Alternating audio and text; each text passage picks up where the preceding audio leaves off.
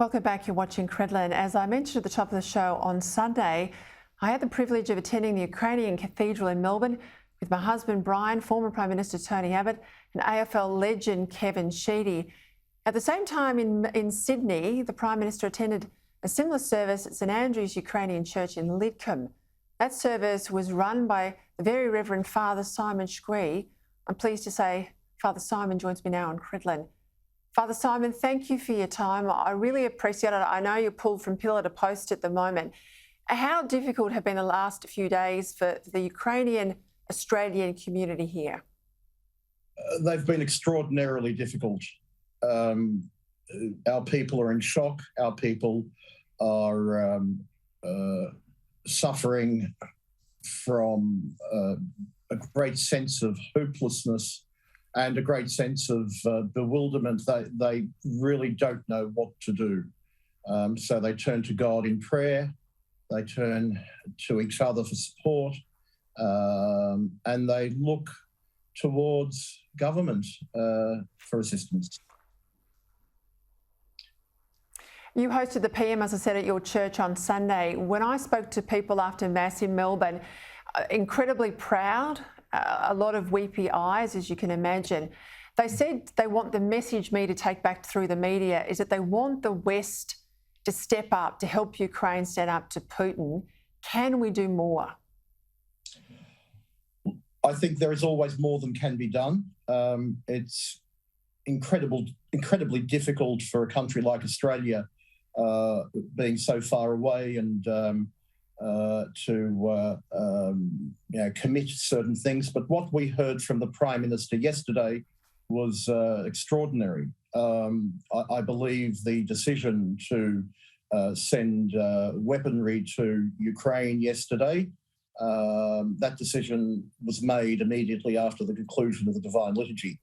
I think what I'm seeing at the moment on posts from Ukraine, on things that I'm reading, is that Ukraine is desperate for some sort of air cover, no-fly zone, to protect the civilian population in particular from aerial attack and from the attack of missiles. That seems to be what Ukraine needs the most at the moment.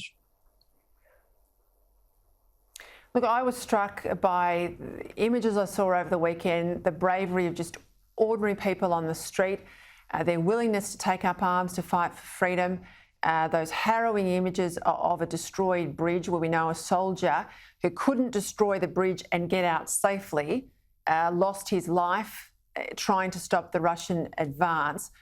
What's been your reaction to what you've seen in terms of the civilian population?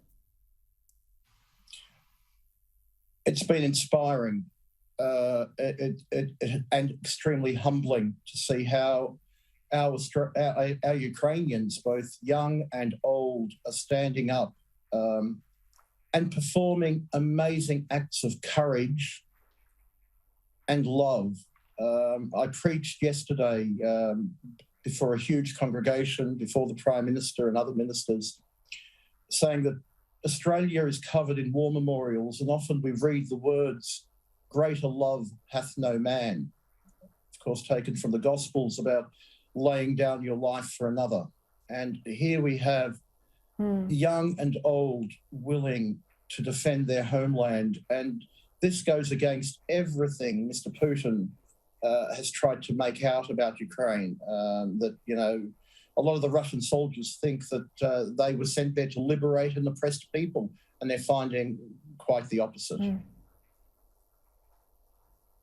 Look, I was amazed to go back and look at where Ukraine is in terms of GDP per capita in US dollar terms. I mean, Australia's around 62,000 US dollars per capita per person. Ukraine, it's less than 5,000. It's one of the poorest countries, not just in Europe, but one of the poorest countries in the world. Yet it's managing to stave off, at this stage, it's early days, I know, the war machine of Russia.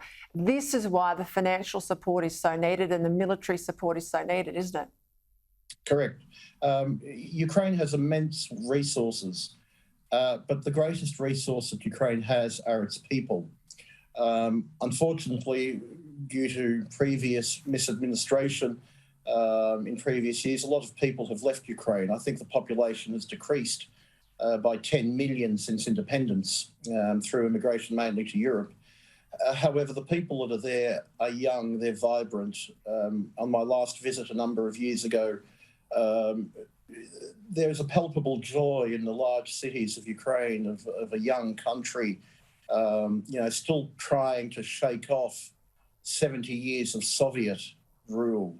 And it's very difficult to change in a generation. And Ukraine was a long way there. However, it's obviously not a part of Putin's plan.